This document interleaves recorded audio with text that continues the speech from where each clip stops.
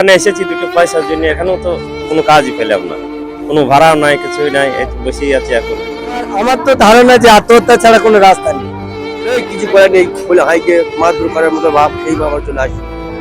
সঠিক টাকা দিচ্ছেন। বেঙ্গল নাই আপনাদেরকে স্বাগত। আজ আমরা শিয়ালদা স্টেশনের পাশে রয়েছি, যেখানে দেখতে পাচ্ছি অনেক ঢাক নিয়ে নিজেদের বাজনা নিয়ে জগদ্ধাত্রী পুজোয় এসেছেন। একটা যে বাইনা হবে, বিভিন্ন দূর থেকে এসেছেন, জয়নগর থেকে এসেছেন, কেউ কেউ মুর্শিদাবাদ থেকে এসেছেন, বিভিন্ন জেলা থেকে কিন্তু এখানে মানুষ এসে উপস্থিত হয়েছে। কিন্তু তাদের যেটা বক্তব্য যে তারা কাজ পাচ্ছেন না, এত দূর থেকে এসেও এই পুজোর সময় তারা এসে কাজ পাচ্ছেন না। আমরা কিছু জনের সাথে কথা বলার চেষ্টা করে নেব। দাদা, আপনি কোথা থেকে আসছেন?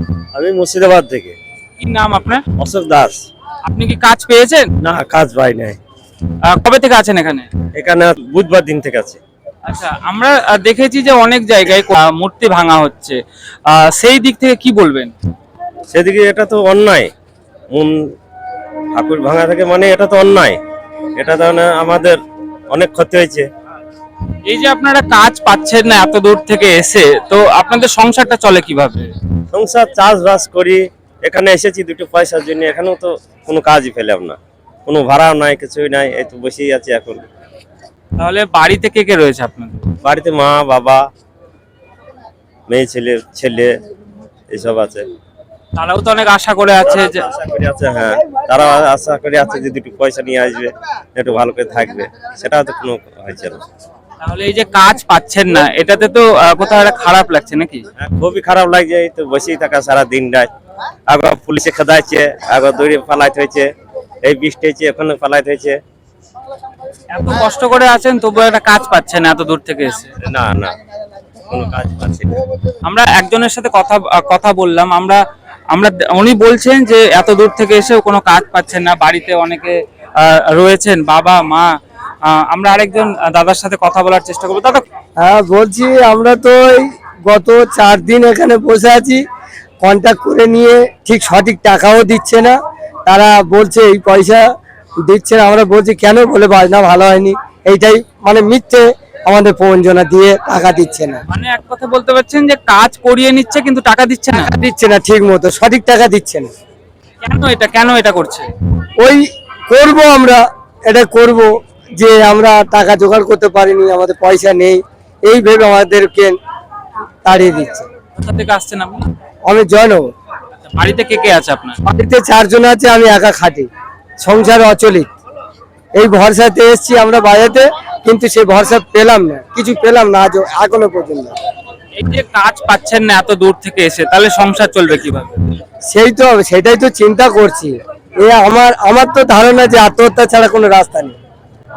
আমরা একজনের সাথে কথা বলার চেষ্টা করলাম, উনি বলছে কাজ পাচ্ছি না, কিন্তু কাজ করিয়ে নিচ্ছে, কিন্তু কাজ পাচ্ছেন না, এবং কাজ কিছুটা করিয়ে নিলেও কিন্তু পরবর্তীতে টাকা আর দিচ্ছে না। আমরা এক দাদার সাথে কথা বলার চেষ্টা করব আরেক দাদার সাথে।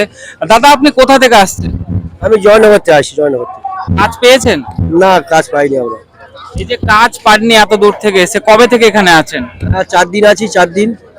4 দিন একটাও কাজ হয়নি? না না না, হয়েছে কিন্তু যে একটা হয়েছে, হাফ পয়সা দিয়েছে, যা পয়সা বলেছে হাফ পয়সা দিয়েছে, আর হাফ পয়সা দেয়নি আমাকে। কেন টাকা দিচ্ছে না কেন? কি করে বলবো আমরা, আমাদের এই ক্লাবে থেকে এখন পয়সা চাঁদা পাইনি। আমরা বললাম যে দাদা আপনারা নিয়ে এলেন এই বলে, ফের এই দিচ্ছেন, ওই কিছু করে নেই বলে হাইকে মারধর করার মতো ভাব সেই ভাবার চলে আসে। আমরা দেখতে পাচ্ছি গ্রামের নিরীহ মানুষ যারা গ্রাম থেকে আসছেন, কিন্তু তাদেরকে কাজ করিয়ে নিয়ে কিন্তু এক কথায় বলা যেতে পারে যে একটা হুমকি দেওয়ার চেষ্টা, যে এই ভালো বাজায়নি বা নানান একটা অজুহাত তাদেরকে দিচ্ছে, এবং উপযুক্ত টাকা দিচ্ছে না, যেখানে তাদের সংসার চলবে কিভাবে। আমরা দিকে দিকে দেখতে পাচ্ছি যে অনেকে রয়েছেন বসে, 3 দিন 4 দিন থেকে এখানে বসে আছেন, কিন্তু কাজ পাচ্ছেন না এত দূর থেকে আসার পরেও। আপনারা দেখতে পাচ্ছেন যে অনেকেই কিন্তু বসে আছে, কিন্তু তারা কাজ পাচ্ছেন না। দাদা, একজনের সাথে কথা বলার চেষ্টা করব। আপনি কোথা থেকে আসছেন? মুর্শিদাবাদ। কাজ পেয়েছেন? কাজ পাইনি। কবে থেকে আছেন এখানে? 3 দিন হয়ে গেল। 3 দিন হয়ে গেল, এখনো কাজ পাননি? না।